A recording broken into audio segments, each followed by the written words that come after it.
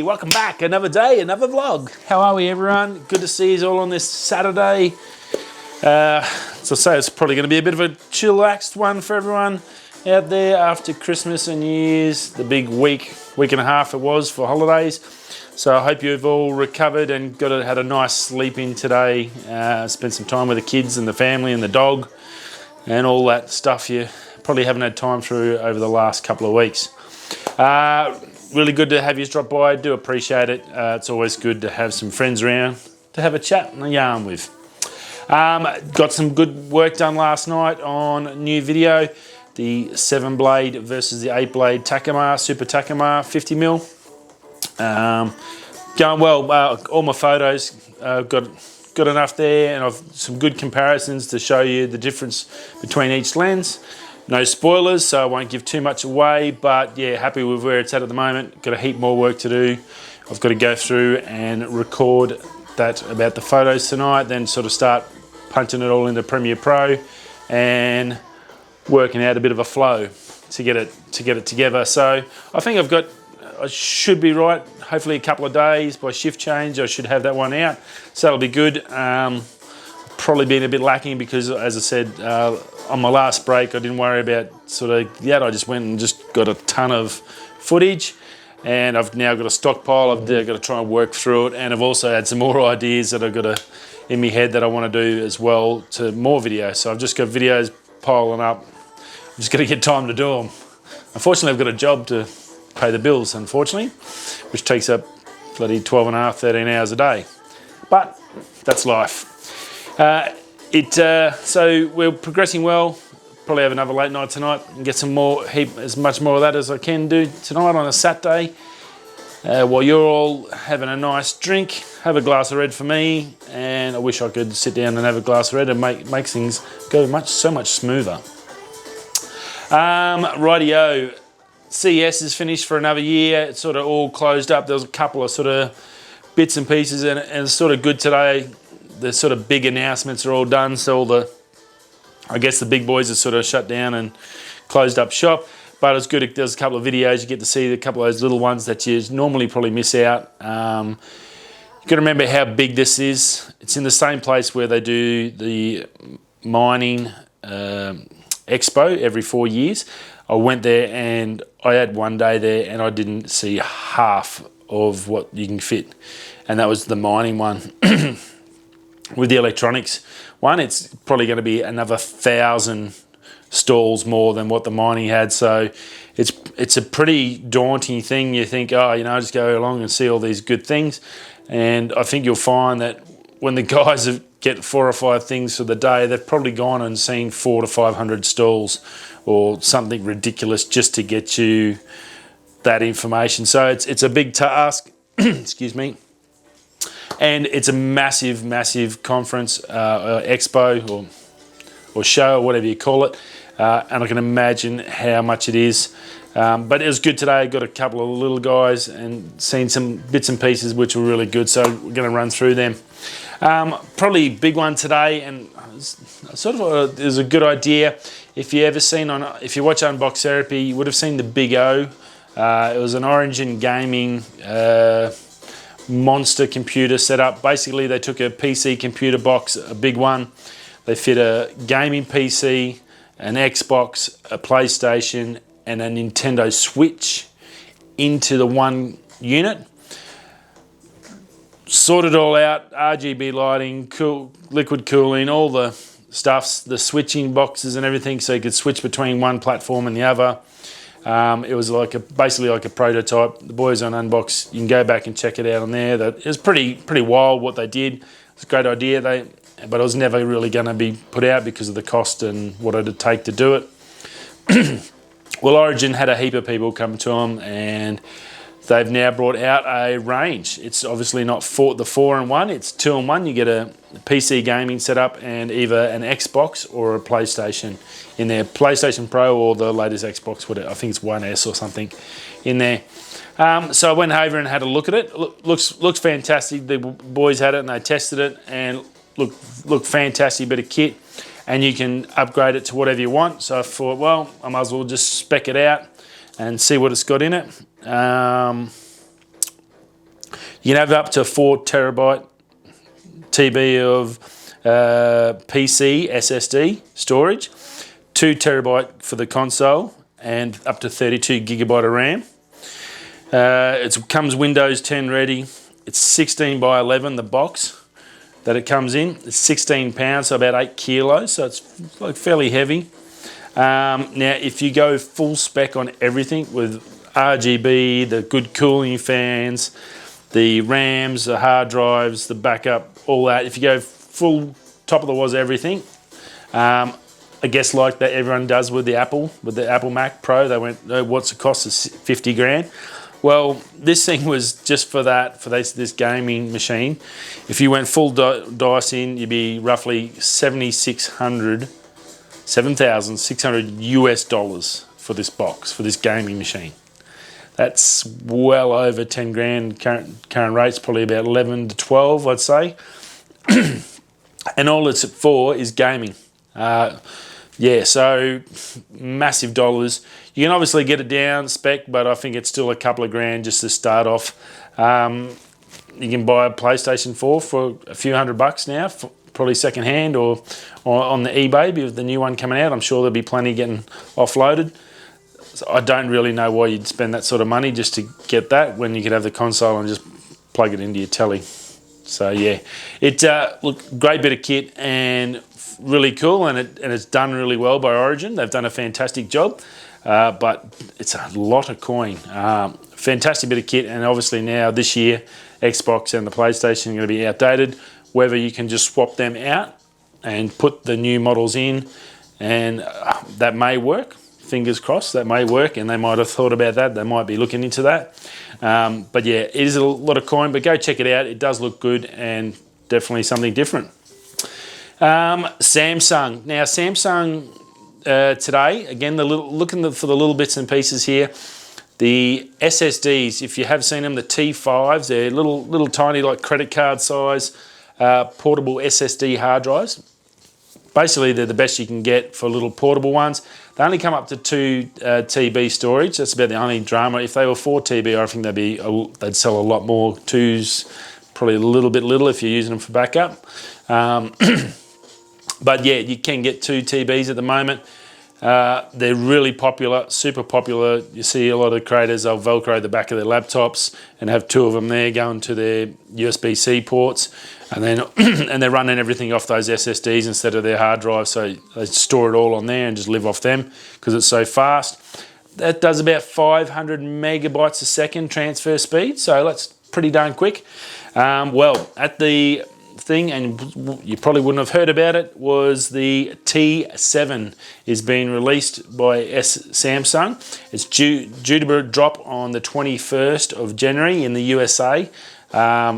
Fingers crossed it comes out in Australia as well, but you'll probably be able to buy it and ship it over anyway through Amazon if you do want it, or eBay, definitely.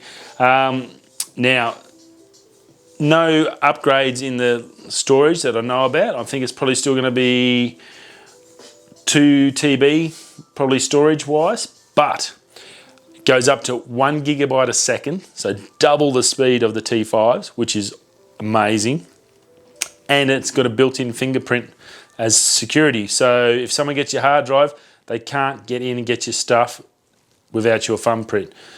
I mean, if they're really, really good, I'm sure they could somehow bypass it. There's always a way to get into something, to break into somewhere, to steal something. There's always a way if you really, really want it. But just that little bit of peace of mind that you've got all your stuff on here, all your favourite photos or whatever. If you're going to lose them, at least no one's going to be able to steal them or whatever, or sensitive data on there. So really, really good by Samsung. I think that's a brilliant item. I think it's going to sell like hotcakes. So 21st of January, definitely look out for that. Looking for storage. Those transfer rates of speed, again, especially if you've got like an older computer, you won't have to use your slow old SSD on your old MacBook Pros or whatever, because obviously we can't upgrade with these ones. With my ones, I can't upgrade anything. The SSD, they're pretty much upgradable. But having that in there, I'll be able to plug it straight in and bang, bang, and it'll be twice as fast. Latest tech, gold. So that was really, really cool, and I'm looking forward for that. It's definitely something to put on the wish list to get for this year. So great job, Samsung. That will definitely be a winner. Hopefully SanDisk will be bringing out something similar like that, something fast. It'd be good too if it is a bit more rugged as well, as much as it's a fantastic bit of kit, and I'm sure they're trying to keep it lightweight. If they can make it a little bit more rugged as well, not Narbox level, but sort of a little bit of drop protection, I guess, is all I'm saying. That would be super. But look, that's awesome. Fingerprint, one gig a second transfer speed, so that's just insane. Yeah, very, very cool. Mateo, I think I've got that pronounced that right. Mateo, a bath mat, but a bath mat with a difference. This bath mat has built-in sensors, so it's got your scales for your weight, so no more epoxy analog or digital scales sitting on your floor in the bathroom that you got to put away or shove behind the shower or bath or in the drawer or take up space. Your bath mat that you dry your feet on, well, now you've got those built-in scales. It's also got in there technology through the app. You can check your posture. So if your posture's you've had a bad day, you hurt your back, and had a shower, smashed. It can tell you all that. It'll give you graphs and all. Yeah, it does everything on a bath mat. It's Apple connection ready, so it'll join up to your health apps and stuff on Apple. Something different, very cool. If you're very health conscious, I think that's a great idea. To have something like that. They didn't say anything about how you wash it. Obviously, you're going to get wet. It's going to get wet. I'm assuming there's like a cover on it. I didn't have a chance to have a quick look on their website. I will tonight, and I'll let you know if I do find anything. But that was my only concern is I'm assuming there's a cover on top of this mat that you can go actually wash, because it's going to get a bit stanky if you're going to just leave it on there for good. So, but yeah, very, very cool and a good idea. Very well done. Legrand home electrical panel. The Drivik with Natamo. Sorry, it's a very tricky one to say. Legrand home electrical panel Drivia with Natamo. I think I've got that. It's a home control. Now what it is, it's basically where you have all your electrical circuits, your circuit breakers, where that all bolts in. Basically, they've built a whole unit like this. It's fully home digital ready. You've got all digital circuit breakers that you go in. So I'm assuming they're going to be fairly exy to set up. But once it's set up, I think it's going to be a really good idea. And it's probably the way of the future for the houses. Through their app, you have complete control to shut down any circuit in your house from wherever you are in the world. You can turn on power, turn on lights. You can turn off ovens and stuff like that. So gas meters, turn basically anything on and off, full control of your power and gas and water system through this unit, which is fantastic. You can also check your meters for usage. So if you're getting bills, you can compare it to your bill to make sure they're not ripping you off. You can also see why, if you're using power when you're not using anything. So might have a short or a leak or water leak or a gas leak or something like that. A myriad of options, and I think it's probably houses are getting more and more home tech savvy, and this is another level up, I think, to make it a little bit better for everyone and make it easier, and it's all through your app on your phone. So the only downside I see from that is if it's all through an app and control, then someone can hack in and get control, so then they're going to need to have some sort of security measure for that. Would be something ideal, because obviously you put this in your business, your house, your home. If someone can just do that, open doors, whatever, that's the only concern. So security wise, it may be a bit of something they need to look at, but the idea, premise, awesome, great job. And something we don't sort of normally see much of. The last one, very good one, this last one. Probably the last one for the show, I guess, for the CES for the year, and I want to finish on a really good one. It's a brilliant design. several of the channels gave it like awards for like being the best on show. It's called a Hydraloop, and basically it's a household water recirculatory system. So basically it will reuses 85% of the water that you use, and it will save for up to 45% of your water per annum you'll save by using this unit. Basically like a little tank, I guess, if you look at a gas unit, something similar to that, or the size of a fridge. So think of a fridge, you put it in your shed, hook it up to your water system, get it all plumbed in when you build your house, or get it aftermarketly chucked in. This thing will run all the water through it, it'll filter it all back out and reuse it, and save you, they're saying 4 people in a house, it will save 75,000 litres a year per household. You put that over just one country, and that's just ridiculously what it can save the planet. Awesome. Should be more of this sort of stuff. This is a brilliant idea. It looks like it's really well done. Second half of this year, 2020, it's going to be available in the States, $4,000. And I think you'll, like solar power, when it first came out, maybe a little expensive to start with, but I think $4 grand's probably not that bad considering the benefits we're going to get out of it. Hopefully your local government or national governments or whatever will get on board with something like this, and like the solar, they'll throw in some benefits and maybe some tax benefits or whatever. So if you put it in your house, you get some sort of tax credit or whatever for your house. A brilliant idea. Go over and check it out, Hydraloop. If you are keen on saving the environment, or even if you're in an area where water is scarce, like if you live on a farm where you've got tank water, brilliant. This is going to double the amount of water that you can, that tank. If you've got 20,000 litres, well now you've got 40,000, because this is going to reuse it. What it'll do, I've seen 2 options on the website where you can plumb it out to your garden. So you can use the 45 or 55% that you can't reuse. That will then go and use to water your garden. You can still water that, so it's still good for that. Or you can plumb it into your pool to top up your pool and stuff like that. So even the water that you can't use again, you can at least get some benefit out of it, and it's not just wasted and flushed down and then sent off to wherever, to a big massive farm that's got to redo it and cost millions of dollars. I think it's a brilliant idea. As I said, looks really good. It looks like it's very well done. It's not a ugly looking unit either. It's a very neat, tidy unit. Yeah, great job, Hydraloop.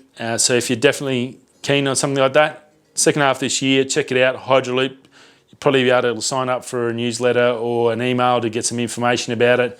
For you plumbers out there, if you're a plumber or you know a plumber, this could be a good one to get in on first. If you're in Australia, to maybe get an agency or a dealer or a franchisee or something like that for it in Australia, so you can be one of the first ones to sell it, because I think it's going to be fantastic. I can't see how it's a fail. I can only see positives out of it. So yeah, very cool. Anyway, that's it from me. Another day, another vlog. Heaps to do. Work to do. Can't hang around here. I got to get stuff done. So let's see you all tomorrow.